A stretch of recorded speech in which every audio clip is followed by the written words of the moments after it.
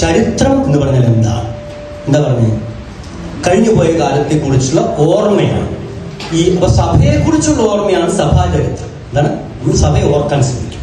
ആ ഓർമ്മ ഒരാൾക്ക് നഷ്ടപ്പെട്ടാൽ സഭയുടെ പൈതൃകത്തെ അറിയാൻ പറ്റാതെ വരും.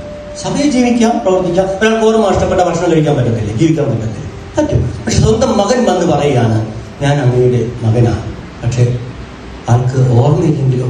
അങ്ങനെ ഞാൻ ഒരാളെ കൊണ്ടുപോയിട്ടുണ്ട്, ഒരു മകനെ കൊണ്ട് 23 വർഷത്തോളം വടക്കൻ പറവൂർ എന്ന ഗവൺമെന്റ് ഹോസ്പിറ്റൽ, അവർ ഡിമെൻഷ്യ ബാധിച്ചവരെ കിടത്തുക.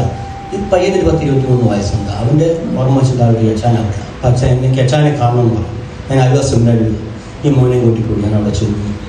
അപ്പൊ എനിക്ക് രണ്ടുപേരും കാര്യം. അപ്പൊ അദ്ദേഹം ഇങ്ങനെ നോക്കുന്നുണ്ട്.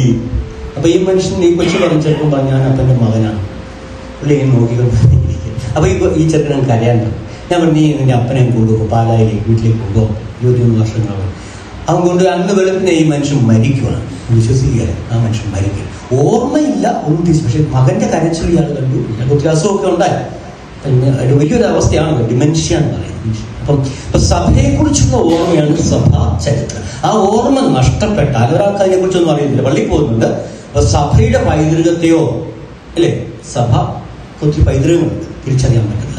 സ്വന്തം അമ്മയെ അറിയുമ്പോഴാണ് അമ്മയെ സ്നേഹിക്കുന്നത്, അല്ലേ? അപ്പൊ നമ്മൾ ഇനി ഇതെന്തിനാണ് പഠിക്കുന്നതെന്ന് പറഞ്ഞതിന് ശേഷം അച്ഛൻ എന്തുകൊണ്ടാണ് ബുദ്ധിമുട്ടി ഈ ക്ലാസ് ഇവിടെ സംഘടിപ്പിക്കുന്നതിനാണ് ഞാൻ പറയാം. സഭാ ചരിത്രം പഠിക്കുന്നതുകൊണ്ടുള്ള പ്രയോജനങ്ങളോട് പറഞ്ഞു. ബൈബിൾ ഒരു ചരിത്രവും അത് പറഞ്ഞു. ബൈബിളിൽ രക്ഷാകര ചരിത്രം അത് പറഞ്ഞു. ഈശോ ഒരു ചരിത്രപുരുഷാന്ന് പറയാൻ കാര്യങ്ങൾ പറഞ്ഞേക്കാം. ചിലർ എക്സ്പ്ലെയിൻ ചെയ്യാത്തവർ ബുദ്ധിമുട്ട് വരും. ഈശോയുടെ ജനനം തന്നെ ചരിത്രത്തെ രണ്ടായിട്ട് വിഭജിച്ചു. AD എന്നും, AD എന്ന് പറഞ്ഞാൽ ആഫ്റ്റർ ക്രൈസ്റ്റ്, ആൻഡോ ഡൊമിനി, BC ബിഫോർ ക്രൈസ്റ്റ്. അങ്ങനെ എല്ലാവരും അംഗീകരിക്കുന്ന സംഭവമാണ്. ഈശോയുടെ ജനനം വെച്ചാണ് വർഷങ്ങൾ പോകുന്നത്. ഈശോ ഒരു ചരിത്രപുരുഷനാണ്. വചനം മാംസമായി,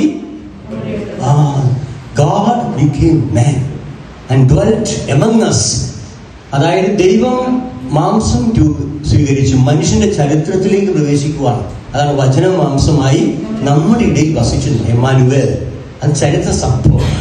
ഈശോ ഒരു ചരിത്ര പുരുഷനുമാണ്. ബൈബിൾ ഒരു ചരിത്ര പുസ്തകവുമാണ്.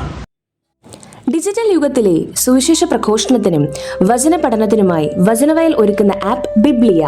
www.biblia.in എന്ന സൈറ്റിലും പ്ലേ സ്റ്റോറിലും ബിബ്ലിയ ആപ്പ് ലഭിക്കുന്നതാണ്. ഉൽപ്പത്തി മുതൽ വെളിപാട് വരെ ഇംഗ്ലീഷിലും മലയാളത്തിലും ഒരു വർഷം കൊണ്ട് ബൈബിൾ മുഴുവനും വായിക്കുവാൻ സഹായിക്കുന്ന ബൈബിൾ നഴ്സറി, സഭയെ അടുത്തറിയുവാനുള്ള സഭാ കളരി, വിഷയാധിഷ്ഠിതമായി വീഡിയോകൾ ലഭിക്കുവാനും അപ്ലോഡ് ചെയ്യുവാനും സഹായിക്കുന്ന വീഡിയോ ഹബ്, വീഡിയോ ബുക്ക്, 3 ലക്ഷത്തിൽ പരം ചോദ്യോത്തരങ്ങളുടെ ശേഖരമുള്ള 250-ൽ പരം ഈ ബുക്കുകളുടെ പുസ്തകശാല, ഒരേ സമയം 100 കണക്കിന് ക്വിസ് മത്സരങ്ങൾ സംഘടിപ്പിക്കുവാൻ സഹായിക്കുന്ന ക്വിസ് പ്ലാറ്റ്ഫോം ദബാർ. ഈ നവമാധ്യമ അപ്പസ്തോലേറ്റിൽ പങ്കുചേരാൻ ഇന്ന് തന്നെ ഗൂഗിൾ പ്ലേ സ്റ്റോറിൽ നിന്നും ബിബ്ലിയ ആപ്പ് ഡൗൺലോഡ് ചെയ്യുക.